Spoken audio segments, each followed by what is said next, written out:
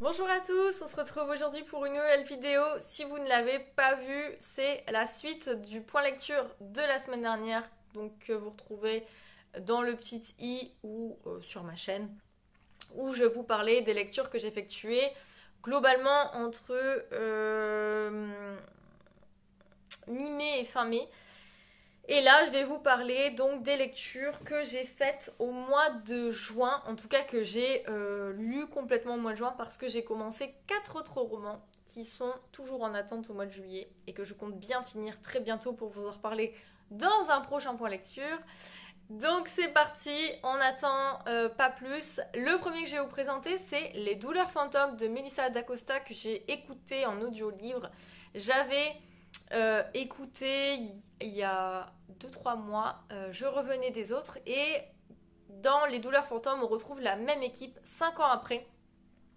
Donc Rosalie, Gabriel, Tim, Anton et Ambre qui formaient un groupe d'amis soudés qui s'étaient rencontrés dans Je revenais des autres et qui travaillaient en tant que saisonniers. Et là, 5 ans après, on les retrouve. Donc ils s'étaient un peu éloignés pour beaucoup d'entre eux. En fait, ils n'avaient quasiment plus de contact. Et Rosalie va appeler Ambre et le reste de la team suite à un problème personnel qu'elle vit actuellement. Et donc elle a besoin d'Ambre et des autres personnes. Et en fait, donc on va les retrouver, on va avoir toutes ces retrouvailles et du coup toute cette amertume parce que quand ils se sont quittés, ils se sont éloignés également pour des raisons assez diverses mais qui les ont touchés. Et, euh, et du coup, j'ai beaucoup aimé. J'ai même encore plus apprécié celui-ci que le précédent. J'étais à fond. En plus, on est dans l'ambiance de Noël. Donc, ça rajoutait un petit peu d'ambiance et de baume au cœur. J'ai adoré. Je l'ai écouté très vite pour un livre audio parce que souvent, un livre audio, je le traîne sur le mois parce que je l'écoute un quart d'heure, 20 minutes par-ci, par-là. Là, je trouvais toutes les excuses pour pouvoir écouter ce livre audio et avancer. Et ouais, j'ai beaucoup, beaucoup apprécié. Donc voilà, je vous recommande énormément. N'hésitez pas à commencer par Je revenais des autres, qui est quand même... qui permet en fait de faire la connaissance de ce groupe. Et je pense que c'est le fait que on connaissait déjà les personnages. En plus, moi, je l'avais lu très récemment. Du coup, c'était encore très frais dans ma tête. Et j'ai été ravie de les retrouver. J'ai eu l'impression de retrouver une bande d'amis.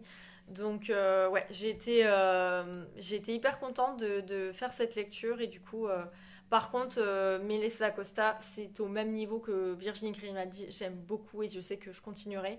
Il me reste un seul livre d'elle, je crois. Je suis en train de regarder sur Livre Addict. Ouais, il me reste que Tous les bleus du ciel que j'ai dans ma pile à lire depuis très longtemps. En fait, c'est celui que j'avais dans ma pile à lire depuis longtemps. Mais les autres, je les écoute en audio-livre.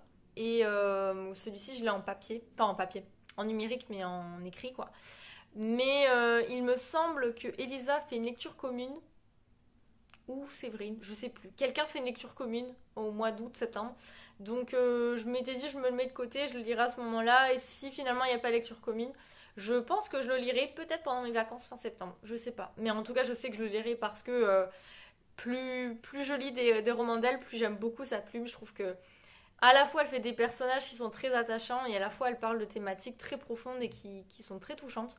Donc vraiment, je vous recommande Melissa d'Acosta si vous ne la connaissez pas, parce que j'aime beaucoup et celui-ci, je pense que c'est mon préféré de l'auteur. Ensuite, j'ai lu dans le cadre de Lison Lazy, le premier roman de Lison Lazy, Le journal de Mayan, donc de Mayan, et qui est présenté par Pierre Aski, qui est la vie quotidienne d'une écolière chinoise, donc chez J'ai lu.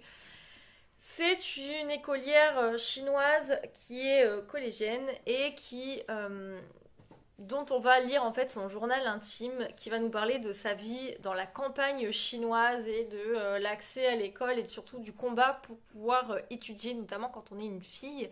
Déjà, c'est compliqué d'étudier dans la campagne chinoise pour un garçon. Mais pour une fille, c'est encore plus compliqué. On va voir que les parents vont se sacrifier pour leur fille. Ils vont se tuer à la tâche, littéralement. Leur fille est consciente de ça et elle va parler dans ses carnets. Et j'ai trouvé ça très intéressant, même si ça remonte à 20 ans, je crois maintenant. je pense que ça n'a pas dû énormément évoluer dans le fin fond des campagnes chinoises. Donc voilà, ça, je pense que c'est encore beaucoup d'actualité. Et ça a été très intéressant de voir ça. On voit aussi la rencontre avec le journaliste, d'autant plus que ça a fait parler dans la presse. Donc il y a eu des retours, des parrainages de Français qui ont parrainé pour que des filles chinoises aillent à l'école, etc. Donc c'est très intéressant. Donc je remercie Cédrina de m'avoir prêté ce livre parce que j'ai trouvé que c'était très intéressant. Ça me permettait aussi de découvrir un pays dont je ne connais pas, une culture dont je ne connais pas. Donc si ça vous intéresse et que vous cherchez un roman, plutôt enfin c'est pas un roman du coup, un documentaire sur la Chine, sur la campagne chinoise et notamment sur les filles à l'école, bah n'hésitez pas. En plus ça rentre du coup dans le livre, dans le challenge Lisons Asie pour ceux qui le font. Donc voilà. Ensuite, j'ai lu un roman qui m'a beaucoup plu parce que sur la couverture, c'était écrit La diablesse au corps. Et donc, il le vendait comme le diable au corps, version féminine et version contemporain. Et le diable au corps, c'est un de mes classiques préférés de Raymond Radiguet. Je l'ai lu plusieurs fois et à chaque fois, je l'aime beaucoup. Et là, du coup, à la fois j'étais très excitée et à la fois je me dis bon, est-ce que la promesse va être tenue? Et en fait, voilà, j'ai beaucoup aimé. C'est un très court roman. Il fait 180 pages, donc autant vous dire que je l'ai dévoré et j'ai beaucoup aimé. Elle s'appelait Lucia. On rencontre Victor qui lui-même rencontre Lucia lors d'une soirée et passe la nuit avec elle. Quelques jours après, elle retourne en Espagne où elle vit.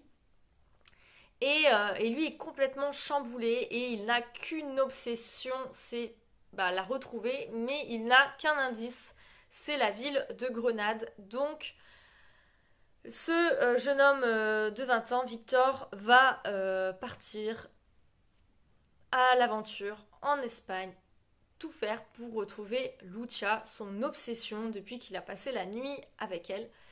Et, euh, et il va arriver à Grenade et on va... en fait, c'est compliqué parce que ce qui fait aussi la force du roman, en plus de l'histoire qui semble tout commun, revu 46 000 fois, c'est cette plume, mais magnifique. Je pense que j'étais autant amoureuse de la plume de Pierre-André que Victor de Lucia. Et à la fois, j'avais très envie de le dévorer parce que j'aimais beaucoup ce que je disais. Et à la fois, j'avais très envie de le lire tout doucement pour savourer la plume.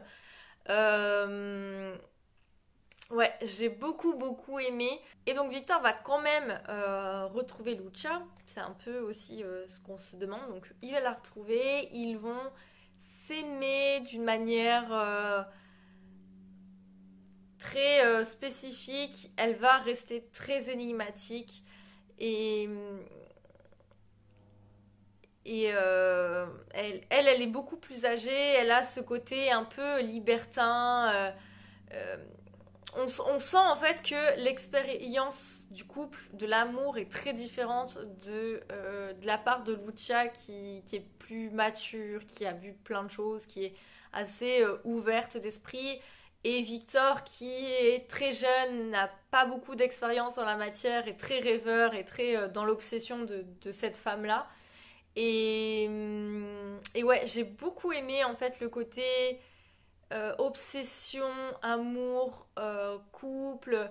Vraiment, en fait, pour un premier roman, j'ai été bluffée. Et pour le coup, le petit bandeau là n'est pas du tout mensonger parce que pour le coup, Raymond Radiguet aussi était très peu expérimenté au niveau de l'écriture et c'était aussi magnifique. Donc je pense que à chaque fois que je parlerai du Diable au corps, maintenant je parlerai de Elle s'appelle Lucia de Pierre-André parce que j'ai été très bluffée. Et quand il sortira en poche, je me le procurerai parce que là je l'ai lu en e-book et à moins que je le trouve en occasion, ça m'embête un peu de l'acheter en neuf, en grand format, au prix des grands formats maintenant. Juste pour le garder dans ma bibliothèque et le relire. Mais en tout cas, c'est sûr que c'est un roman que je relirai comme je relis régulièrement Le Diable au corps. Et pourquoi pas en fait enchaîner les deux pour faire un parallèle et vous en parler. Mais c'est vrai que là, le côté très moderne, très aussi espagnole parce que j'aime beaucoup notamment les séries espagnoles pour le traitement justement de tout ce qui est l'amour, l'ouverture d'esprit, la liberté que ce pays inspire au niveau des relations. Et j'ai tout retrouvé là-dedans, donc j'ai trouvé que c'était vraiment ce compromis entre cette jeunesse plein d'espoir, du premier amour, etc., et la liberté, la séduction, le charme de cet espagnol. Ouais, voilà. Je pense que vous l'avez compris au vu du temps que je passe sur ce roman-là, mais vraiment, il y a Emma, la fille de Séverine, qui a adoré le Diable au corps. Donc pour une fois que je connais quelqu'un qui adore le Diable au corps, je me suis précipitée pour recommander. Elle s'appelait Lucia et j'ai très hâte du coup de voir ce qu'elle va en penser.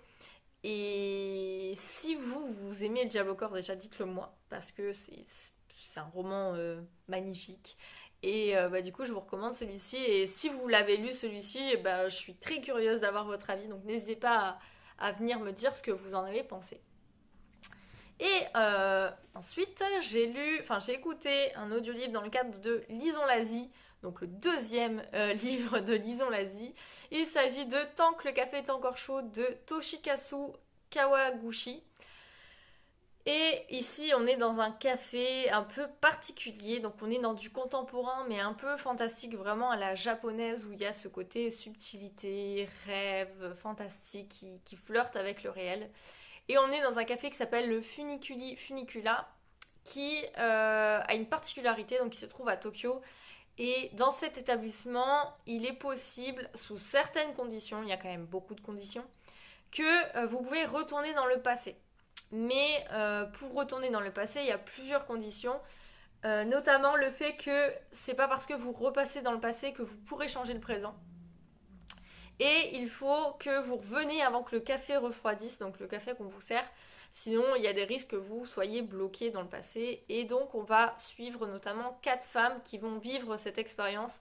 Et la morale un peu de ce roman et cette histoire, c'est de dire que ça sert pas forcément à grand chose de vouloir repartir dans le passé, que l'important est de vivre dans le présent, dans l'instant présent, et pas de rester sur le passé et tous les regrets qu'on peut avoir par rapport au passé. Et que du coup, il faut apprendre à aimer la vie, à apprendre le présent, à aimer ce qu'on vit actuellement et arrêter de ressasser le passé. Donc pour cette morale, j'ai bien aimé, j'ai trouvé que c'était assez sympa, ça s'écoute assez vite, je pense qu'il est très court en papier. Après, l'écriture, japonais, un peu mélange de contes.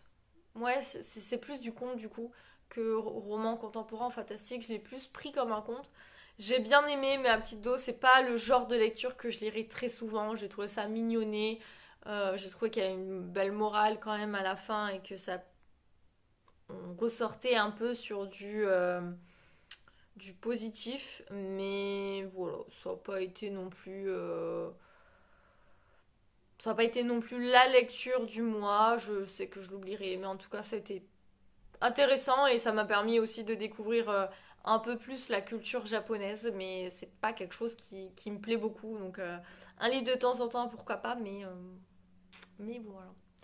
Et le dernier qui va clôturer mon retard, parce que c'est le dernier que j'ai lu en date au moment où je tourne la vidéo, c'est Le jour où d'Amélie Antoine. Donc ici je l'ai chez Françoisire, mais depuis il est sorti en poche. Il était sorti chez XO, je crois. Ici, on est avec Rebecca, qui est une jeune femme, une maman de Solal qui a 4 ans et qui vient de décéder. Donc on apprend que le jour de la fête des mères, son fils est décédé. On apprend très vite dans quelles circonstances, mais j'ai pas forcément envie de vous en parler parce que ça fait partie aussi de l'intrigue. Mais en tout cas, on apprend donc qu'elle vient de perdre son fils il y a très très peu de temps.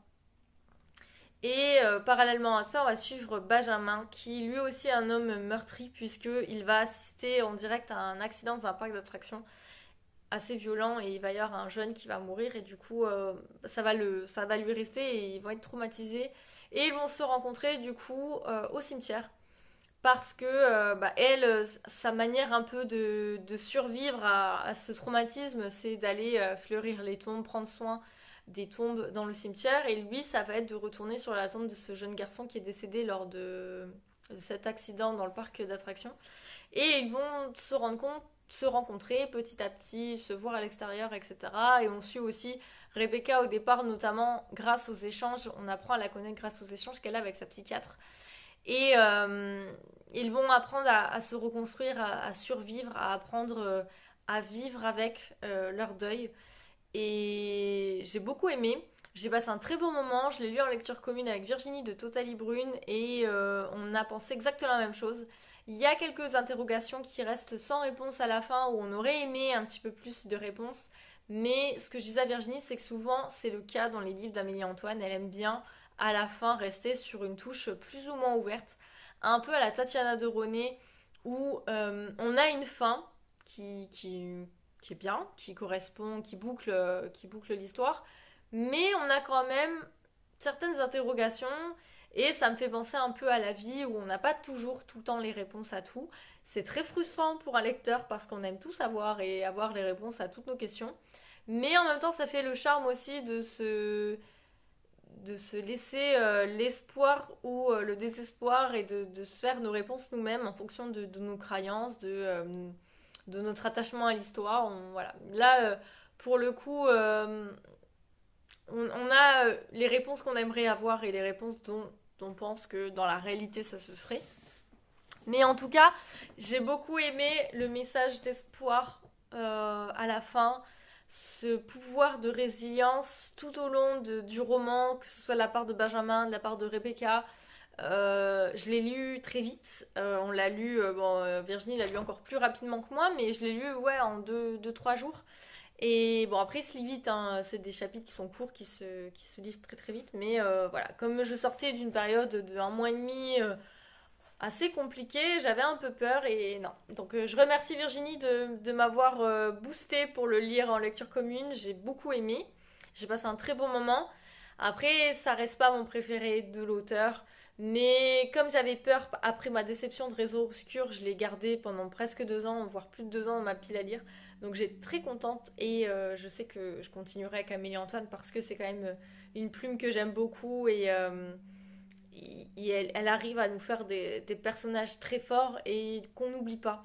Donc voilà, j'ai globalement aimé et je pense que plus ma lecture passe, plus je me rends compte au final que je l'ai plus apprécié que ce que je pensais le temps de ma lecture. Donc voilà, je vous recommande Le Jour où d'Amélie Antoine si vous ne l'avez pas lu. Et ben voilà, j'ai fini de vous parler de toutes les lectures entre le dernier pour lecture et celui-ci, de toutes les lectures faites entre mi-mai et là le 1er juillet. Donc j'espère que je vous ai donné envie de lire l'un de ces livres. Celui-ci, je trouve qu'il a été quand même beaucoup plus positif que le précédent. Et puis on se retrouve très prochainement pour le book haul. Le book haul principalement du mois de juin, puisqu'au mois de juin j'ai reçu une réception. J'ai été à Saint-Maur où j'ai acheté des livres et j'ai fait une commande de 2 livres auto-édités de la même copine et où enfin je vais la découvrir. J'espère que je vais pouvoir caler un des deux cet été pour pouvoir vous en parler parce que ça fait des années que ça me tente et j'ai toujours pas sauté le pas. Donc voilà, on se retrouve du coup très prochainement pour une nouvelle vidéo et je vous dis à la prochaine. Ciao!